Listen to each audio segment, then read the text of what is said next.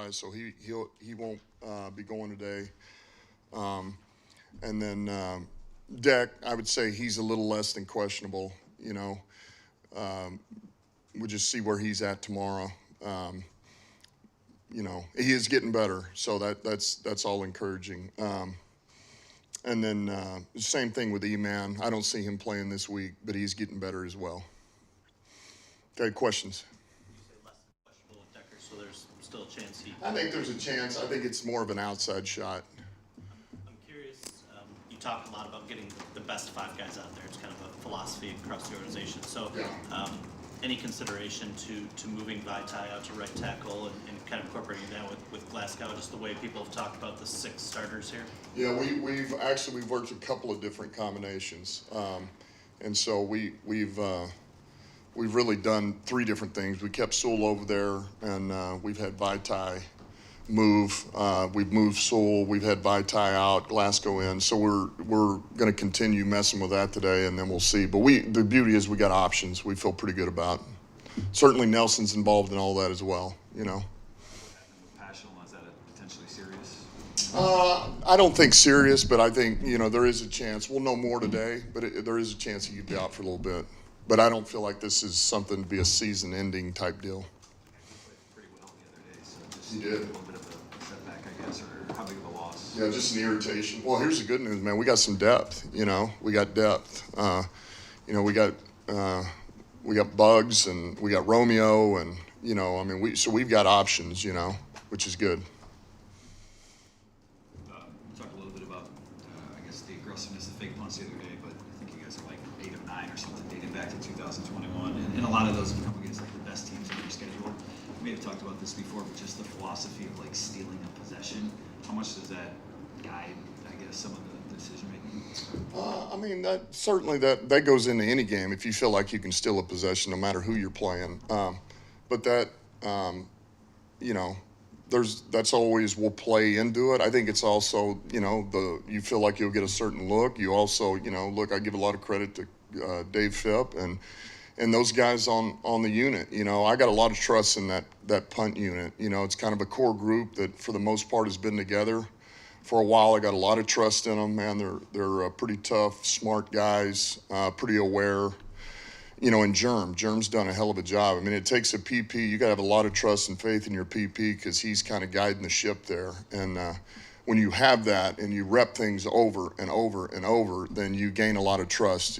So you feel like when the right look's there, it'll be time to do it, and you trust that the guys will get it done. That bigger picture on special teams. Seems like the NFL has tried to legislate special teams out of the game in some ways, but you guys are maybe making it fun again, for lack of a better term. Guys run down the cover kicks, not just a run down. What's the residual of that, like in the locker room? People wanting to be on special teams or feeling like it's such a. I think we preach it all the time here. We win with 3 units, man, and we're not an offensive and defensive, and special teams is just a don't mess it up. We don't believe in that here. I don't, and I never will. So, to me, that's what. I think those type of guys are what make. That's what this league's about, in my opinion. I know where all the attention gets laid, and I get all that. But man, if you just talk about, there's a lot more of those guys in general who, man, they may find a way. They make a living. They grind it out.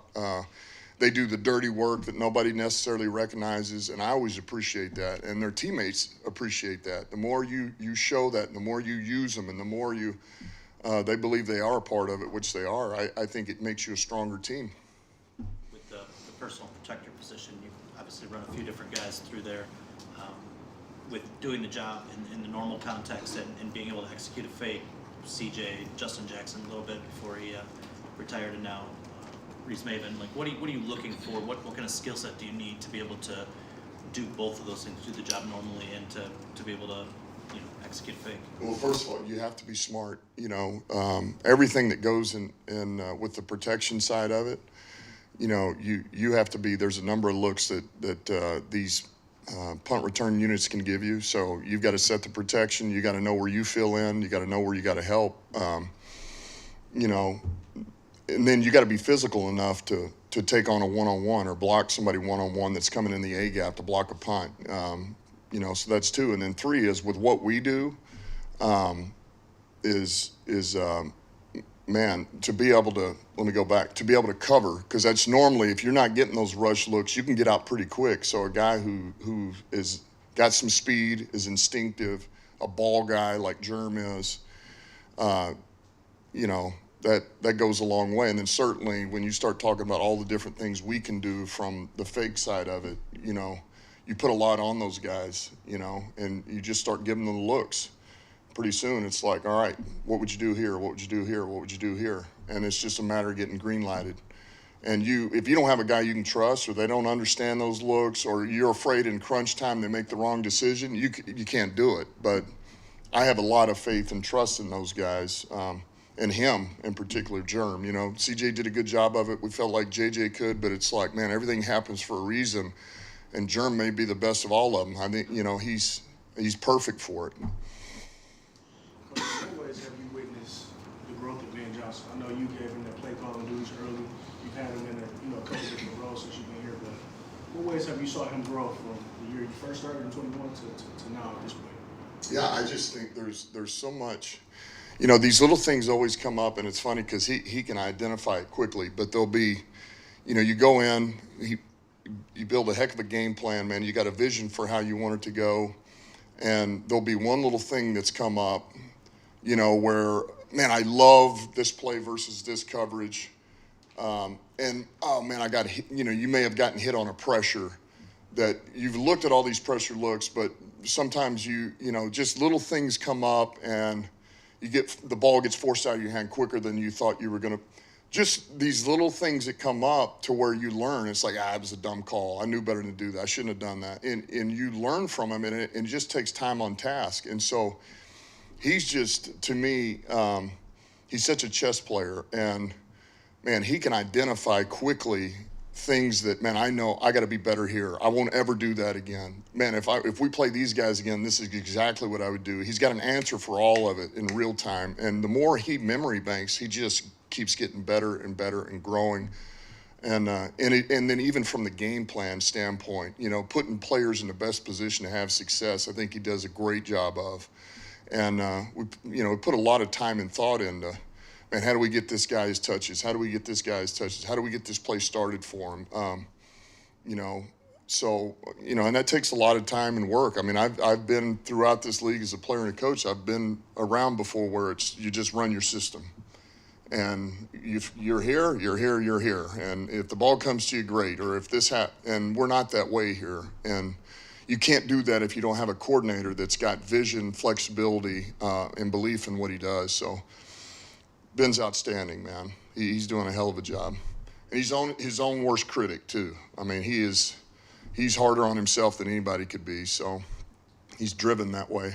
You ready to look up in the stands and see ski masks all over the place? Well, I don't know. Like I told CJ yesterday, I'm like, all right, just remember we got kids coming to this game. All right, let's you know, hey, let's let them have it, and let's enjoy it, man. It should be loud out there, but let's remember, man, there's moms and dads with kids around, so let's keep it somewhat friendly here. You know, we don't, you know, anyway, it's good. They're back ordered on Amazon. Yeah, I heard. Good. Okay, thanks.